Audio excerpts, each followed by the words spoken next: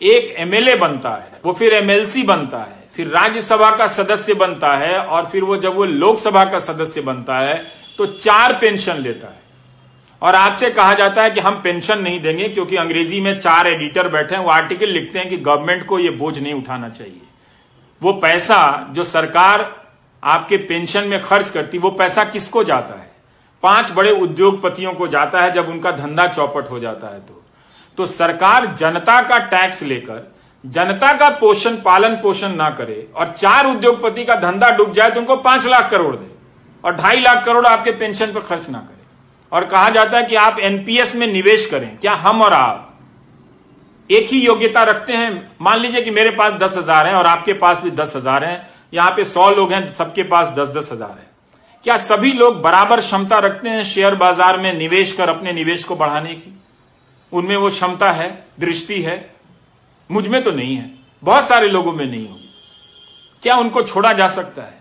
इसलिए आपकी मेहनत की कमाई टूटती जा रही है, और यह प्रक्रिया चली आ रही है लंबे समय से। इसी का नतीजा यह हुआ है कि हम आज इस मोड़ पर पहुंचे हैं कि हमारी अर्थव्यवस्था ठप हुई है, नौजवान बेरोजगार हो गया है। तो आपकी जो नौकरी है वो व्यापक आर्थिक नीतियों से जुड़ी हुई है। अगर आप इसको नहीं लाएंगे बहस के केंद्र में, इसे मुद्दा नहीं बनाएंगे, इस पर आप अपने आप को नहीं आजमाएंगे, तो मेरे दोस्तों, ये बीच बीच में मेरी 40,000 की नौकरी, मेरी 50,000 सदस्यों की नौकरी, इसको लेकर आप लड़ते रह जाओगे, कोई फायदा नहीं होगा। 17 सितंबर को आपने इतना बड़ा आंदोलन किया, कोई फायदा नहीं हुआ। आप मेरी बात को सुनो, मेरे बारे में जो अफवाहें फैला रहे हैं वो फैलाते रहें। आईटी सेल का यही काम है, उनको मालूम है कि मैं बुनियादी सवाल कर रहा हूं, और ये वो सवाल है जो 2017 से उठाने के कारण मेरा मजाक उड़ाया जाता है, पर मैं जानता हूं कि यह गलत हो रहा है, इसका शिकार मैं भी हूं। अगर अर्थव्यवस्था नहीं बढ़ेगी तो मेरी भी कमाई नहीं बढ़ेगी। हम जैसे लोग जो ऊपर जा रहे हैं नीचे सड़क के नीचे आ जाएंगे, और आपको तो जीवन में 10 साल या 5 साल के लिए ऊपर जाने का भी मौका नहीं मिलेगा। मुझे तो मिला भी, लेकिन मेरे जैसे बहुत कम लोग हैं, और आप जैसे जो मुझसे ज्यादा काबिल हैं, आप लोगों को एक सिस्टम की नीतियों के तहत बर्बाद किया गया। आप समझिए इस बात को। आपको जिसका भी समर्थक रहना है बनिए, लेकिन रोजगार के सवाल पर जुनून पैदा कीजिए, धर्म के सवाल पर नहीं, जाति के सवाल पर नहीं, वरना आप बेरोजगारी के दौर से गुजरते हुए बुढ़ापे में जाएंगे, और तब आपके लिए वो 1,000 रुपए सामाजिक सुरक्षा के लिए होंगे, जिसे प्रधानमंत्री ऐसे बताते हैं जैसे 1 करोड़ रुपए उनकी झोली में डाल दिया हो।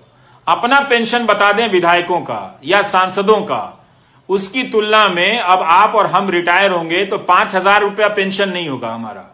हम कैसे जिएंगे, ये हमारा सवाल है। ऐसा नहीं है कि सरकार के पास पैसा नहीं है। अगर सरकार 10-10 लाख करोड़ रुपए बड़े उद्योगपतियों के बेल आउट पे खर्च कर सकती है, जो संख्या में सिर्फ 10 होते हैं या 100 होते हैं, तो सारे सरकारी कर्मचारियों को सरकार पेंशन दे सकती है। आपने 20 साल का यह दौर बिना पेंशन का देख लिया। कई लोगों ने जो ग्रामीण डाक सेवा में काम करते हैं, उनके किसी एक बच्चा बाहर के देश में नौकरी करता था, उसने लिखा कि यह समस्या बहुत बड़ी है, हमारे पिताजी और उनके दोस्तों का की पेंशन नहीं आ रही है, आप उठाइए। ये 2018 की बात होगी या 19 की बात होगी। तो मैं इस विभाग को नहीं जानता था, तो उस लड़के ने कहा कि मैं न्यूजीलैंड या कहीं हूं, तो मैं कमाकर अपने पिता को भेज देता हूं। पर उन्हें बहुत शर्मिंदगी होती है कि सरकारी नौकरी में 40 साल रहने के बाद भी बुनियादी जरूरतों के लिए बेटे पर निर्भर हैं। अच्छी बात है कि उनका बेटा भेज देता है, पर बहुतों के घर में ऐसी परिस्थितियां नहीं होंगी।